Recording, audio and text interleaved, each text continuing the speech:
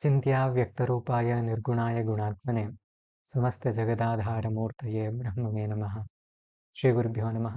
स्वागत है आप सभी का सामुद्रिक शास्त्र के अंतर्गत हस्तरेखा से संबंधित इस वीडियो के प्रकल्प में।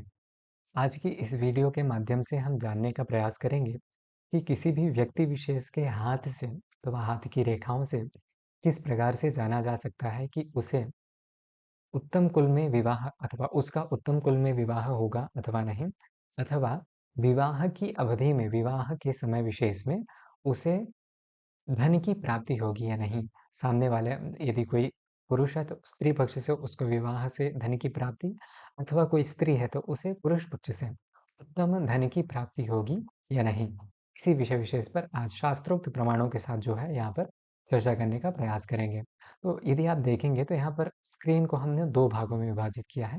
पहला यदि देखेंगे तो यहाँ पर एक हाथ की रेखा, हाथ का एक चित्र जो है आपके समक्ष दिखाई देगा, तथा इसी के साक्षात जो है इतर भाग में एक शास्त्रोक्त प्रमाण यहाँ पर रखा गया है, जो कि बतलाता है कि इस प्रकार का योग होने से ऐसा फल प्राप्त होता है। क्योंकि हम इस चैनल में जो भी बातें करते हैं वह किसी भी विषय से हो, किसी भी प्रकार का जो है तथ्य क्यों ना हो, उसको शास्त्रोक्त प्रमाण के आधार पर ही उपस्थापित करते हैं। यहाँ पर यदि आप देखेंगे तो जो विषय हम जानेंगे इसको भी हमने शास्त्रोक्त प्रमाणों के आधार पर ही रखा है। आरंभ करते हैं। सबसे पहले यह कि किसी भी व्यक्ति विशेष को विवाह की अवधि में उत्तम धन की प्राप्ति होगी या नहीं, तो वह यदि आप देखेंगे यहाँ पर तो विवाह धनाप्ति योग, हाँ, मतलब विवाह से धन की प्राप्ति का योग जो है यहाँ पर बतलाया गया है। ये कहते हैं कि नक्षत्र चिन्हम यदि स्यादि जीवः स्थाने, मतलब जीव स्थाने, मतलब यदि आप यहाँ पर देखेंगे यह जो स्थान विशेष है, मतलब ये इतना लेकर के यहाँ से और ये साक्षात यहाँ से लेकर के ये इतना स्थान जो है, यह जो है बृहस्पति पर्वत नाम से जाना जाता है। इस बृहस्पति के स्थान में यदि नक्षत्र चिन्ह हो, नक्षत्र चिन्ह मतलब यदि आप यहाँ पर यह स्थान बना हुआ देख पा रहे हैं ना, तो यह जो है ये एक नक्षत्र के आकार का एक स्थान विशेष है। यदि इस प्रकार का चिन्ह किसी भी व्यक्ति के हाथ में देखने के लिए प्राप्त होता है तो निश्चित तौर पर विवाह की समय अवधि में उसे उत्तम धन की प्राप्ति होती है। दूसरा जो योग है वह यह कि उत्तम कुल में विवाह होगा या नहीं। उसके लिए ये जो अगली पंक्ति है कि तदा उद्वाह वशाद्धनाप्तिः स्यात्तेन मर्त्यो अतिसुखेन कालम स्वं यापयेत् शास्त्रविदा वदन्ति। अर्थात यदि आप इसको देखेंगे तो यहाँ पर यह जो स्थान है, यदि इतना और इसको यहाँ पर इतना ले लीजिए, और यह जो स्थान है यह बुध के पर्वत के नाम से जाता है, अथवा बुध स्थान के नाम से जाना जाता है। इस बुध स्थान से कोई रेखा निकले और वह सूर्य पर्वत तक जो है जाए। अब यहाँ पर मैंने एक वीडियो, हाथ की ये जो रेखाएं आप लोग देख पा रहे हैं अथवा स्थान विशेष देख पा रहे हैं, सामुद्रिक शास्त्र से संबंधित हस्त में जो भी रेखाएं होती हैं, वह रेखा कौन सी क्या रेखा होती है, किससे क्या विचार किया जाता है आदि से संबंधित एक वीडियो मैंने बनाया है। डिस्क्रिप्शन में उसका भी लिंक दे दिया जाएगा, आप चाहें तो उसको भी देख लेंगे।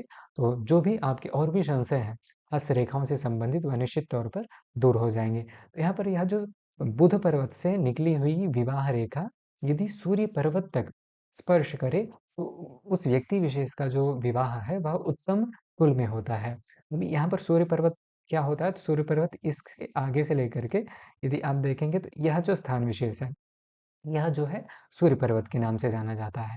अब विवाह मतलब बुध पर्वत से कोई भी रेखा कुशाग्र रेखा, कुशाग्र रेखा का अर्थ यह हुआ जब रेखा आरंभ हो रही है तो वहां से वह स्थूलाकार में हो, और जैसे जैसे आगे बढ़े वह नुकीली होती जाए, मतलब कुश के समान। कुश क्या होता है, आगे से एकदम नुकीला होता है। तो इस प्रकार से जैसे कि आप यहाँ पर इस रेखा को देख पा रहे होंगे, ये जी यह जो रेखा है यह जहाँ से आरंभ हो रही वहां से तो क्या है, स्थूल है, किंतु आगे बढ़ते-बढ़ते यह जो है एकदम नुकीली होती जा रही है। इस प्रकार से कोई रेखा निकले और वह सूर्य पर्वत तक, मतलब यदि यहाँ से निकल कर के किंचित यहाँ तक आ जाए, मतलब सूर्य पर्वत तक जो है स्पृष्ट हो, तो वह जो है इस विषय को दर्शाती है कि व्यक्ति का जो विवाह है वह उत्तम कुल में होगा, वह भले पुरुष हो अथवा स्त्री, दोनों के पक्ष में जो है यह विषय लागू होता है। इस प्रकार से यह जो है जानकारी आपके समक्ष है। आशा है कि यह जो विषय है यह आपको अच्छे से समझ में आया होगा, तथा इससे संबंधित कोई भी आपके यदि प्रश्न है अथवा डाउट है, आप कमेंट के माध्यम से अपनी बात रख सकते हैं। वर्तमान के लिए इतना ही। और भी किसी विषय विशेष पर यदि आप वीडियो चाहते हैं अथवा आप जानकारी प्राप्त करना चाहते हैं कमेंट के माध्यम से आप अपनी बात रखें। निश्चित ही मेरा प्रयास रहेगा कि आपकी बतलाई हुई बातों पर ही अगला वीडियो यहाँ पर जो है आपके समक्ष उपस्थापित किया जाए। मिलते हैं अगले वीडियो में, तब तक के लिए अपना ध्यान रखिए। नमस्ते, महादेव।